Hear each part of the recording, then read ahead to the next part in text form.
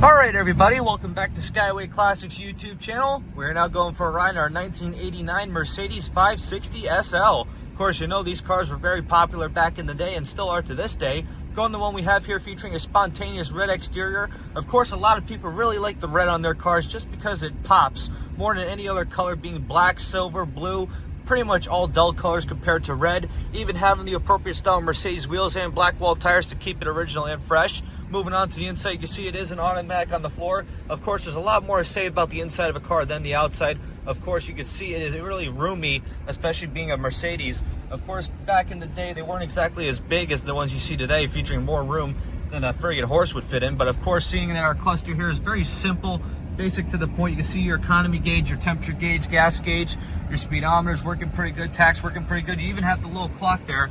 Very nice to have an analog clock because at least people will know how to try to read the clock versus having to see numbers on a phone. Even so, you have an updated Kenwood audio sound system with kicker speakers on the lower rear deck.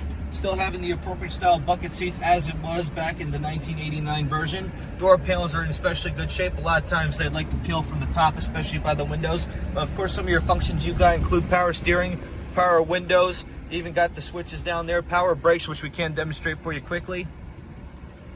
We even have the nice AC going there, which does blow pretty cool air. Of course, even moving on to the engine bay featuring the 5.6 V8, if I am correct there. Of course, a very appropriate size motor for the Mercedes, because of course, a lot of people like to believe that this car is a driver, but underneath the hood, it is actually a hidden beast, which as of course right now, while nobody's on the road, we can open up for you just a little bit.